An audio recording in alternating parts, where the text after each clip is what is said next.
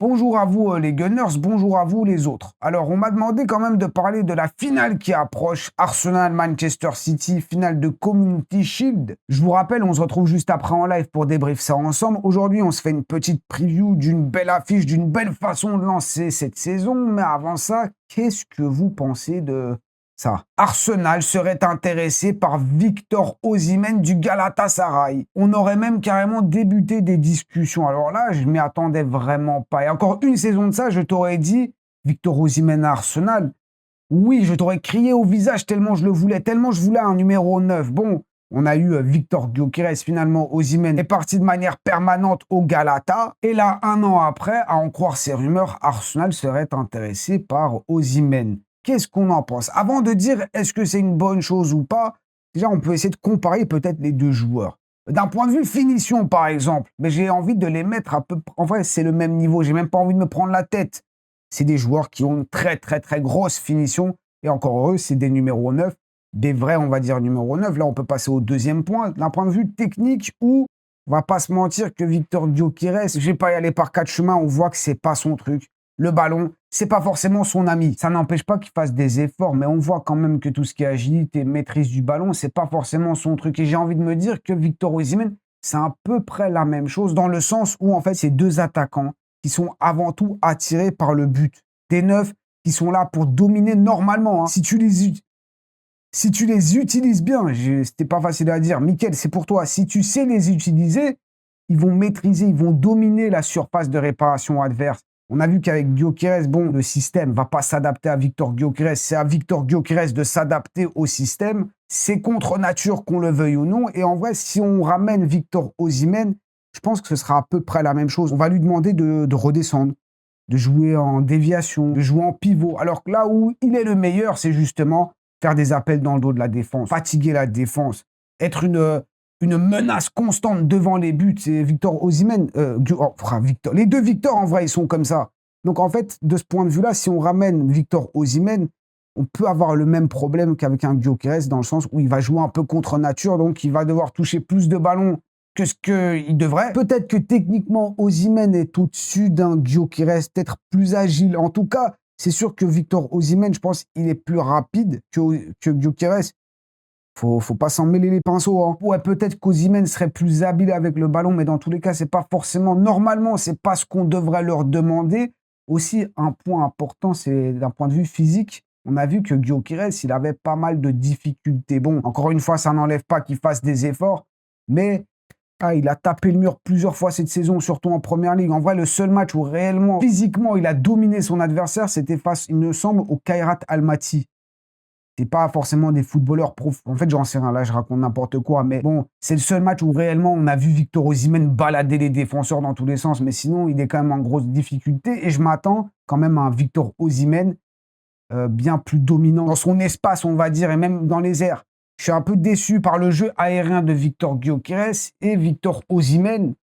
Il m'a l'air quand même bien plus adroit, bien plus meilleur en fait. Je crois d'ailleurs il a dépassé le record de Cristiano Ronaldo. Il a sauté plus haut que Cristiano en Serie A, il me semble. Ou un truc comme ça. Ou alors il était très proche. Mais dans tous les cas, il a une très grosse détente. Physiquement, il serait quand même une plus grosse menace que Gyökeres. En vrai, là, je suis en train de déballer tout ça. J'ai l'impression qu'Osimhen, il gagne haut la main la comparaison face à un Victor Gyökeres.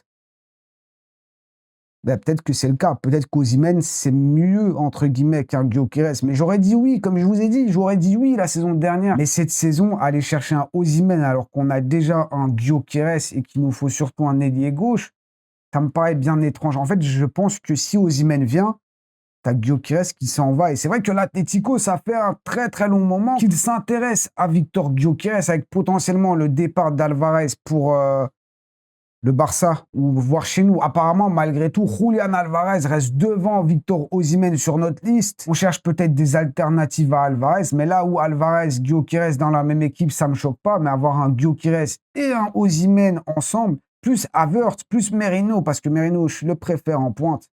Ça fait quand même pas mal de monde, et surtout Gabriel Jesus, il est toujours là aussi. Elle me paraît quand même bien étrange, cette rumeur, surtout qu'on nous dit Victor Osimhen est la top priorité de Mikel Arteta. De base, c'était Alvarez la top priorité. Ensuite, Vinicius, mais il a finalement prolongé, donc c'est redevenu Alvarez. Là, maintenant, c'est Osimhen. Le prochain, c'est qui? C'est moi. Peut-être, hein, peut-être que c'est moi, mais j'ai quand même du mal à y croire. Déjà, la source, je la connais pas spécialement. En tout cas, dans l'environnement d'Arsenal, il n'y a pas vraiment de personne qui a confirmé ça. Donc, c'est à prendre avec des pincettes. Ensuite, il y a le fait qu'encore une fois, on a déjà Gyökeres. À moins qu'il s'en aille, peut-être. Havertz, j'ai l'impression qu'il va bouger nulle part. Gabriel Jesus, peut-être qu'il va partir, mais même, ça fait... Non, je sais pas, c'est très, très étrange. Surtout qu'il nous faut toujours cet ailier gauche, en fait. Ouais, bizarre. Et c'est d'autant plus bizarre que le Galatasaray aurait formulé une offre de 45 millions pour Gabriel Martinelli. Déjà, ça, j'ai une petite question pour vous. Est-ce que vous acceptez? À combien vous évaluez Martinelli? Mettez ça dans les commentaires. Et là, maintenant, ça nous parle d'un échange entre Arsenal, Gabriel Martinelli, Osimhen, de l'argent. C'est une belle histoire. Je suis en train de traiter personne de menteur. Ça se trouve, c'est vrai. Mais il y a encore quelques semaines de ça, on nous disait que Al Hilal aurait proposé 130 millions, je ne sais plus combien, pour Osimhen, et ça a été refusé. Et là, la somme qu'on nous cite, c'est dans les 70, on peut commencer à discuter. C'est bizarre aussi, je ne sais pas. Je ne sais pas du tout qui croire. Est-ce que je le ferais? Déjà, vous, je vous pose la question, est-ce que c'est quelque chose que vous feriez? Imaginons que c'est indépendant de est-ce qu'on ramène un défenseur, un ailier gauche. Dans tous les cas, on ramène un ailier gauche titulaire et un défenseur pour remplacer Saliba ou Timber. Donc, peu importe. Là, la question que j'aimerais vous poser, c'est est-ce que vous échangez un Osimhen contre un Victor Gyökeres? Est-ce que vous le faites? Moi, je me dis que peut-être que Osimhen est meilleur qu'un Gyökeres. C'est vrai. Statistiquement, il a quand même de meilleures stats. Ça reste des buteurs, on les compare aussi avec les stats. Alors ouais, c'est vrai que, bon, Osimhen, c'est aussi la ligue turque. C'est pas la première ligue. Je suppose aussi que le style du Galata est plus favorable à Osimhen que notre style à nous avec Gyökeres. On sait très bien que c'est pas forcément évident d'être un neuf à Arsenal.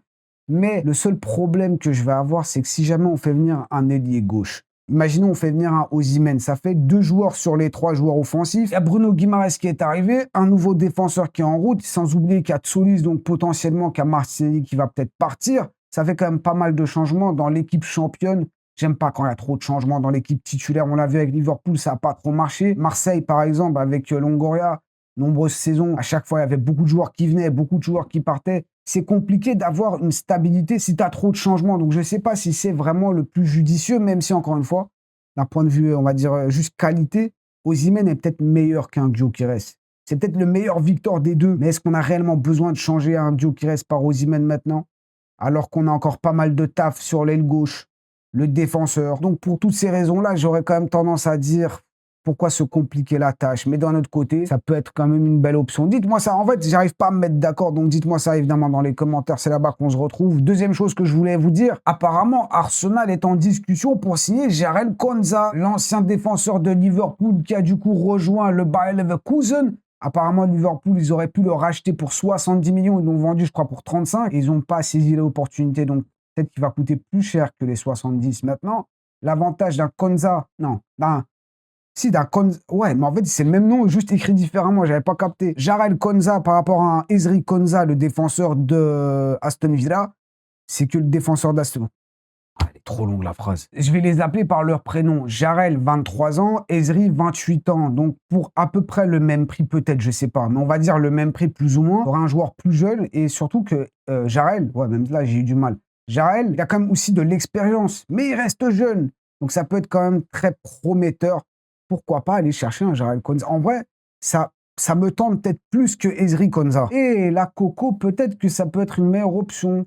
Là, ça me hype un peu plus. Dites-moi ce que vous en pensez. Pour l'instant, on n'en sait pas beaucoup plus parce que l'information, en vrai, elle vient de pop au moment où j'étais en train d'enregistrer la vidéo. Donc, pour l'instant, on n'en sait pas plus, mais vas-y, je le glisse dans la vidéo. On va maintenant finir par la preview de ce match. Arsenal-Manchester City, la grosse finale. Plus de Pep Guardiola, c'est Enzo Maresca qui débarque maintenant. Qu'est-ce qu'on en pense? Parce qu'un journaliste a quand même posé la question à Victor Gyökeres. Est-ce que vous traitez ce match comme un match amical? Victor Gyökeres, évidemment, il a répondu. Contre Manchester City, en plus de ça, c'est une finale. Comment ça, match amical? De quoi tu me parles? Déjà, c'est quoi cette question? Et je veux justement vous poser la question. Est-ce que vous voyez réellement ce match comme un match amical? Parce que comment ça, un match amical? Contre Manchester City, c'est le premier, on va dire, en fait, c'est le premier match de la saison, limite, j'ai envie de dire. C'est pas la finale, c'est pas le trophée le plus prestigieux, mais quand même, ça donne un petit ton déjà.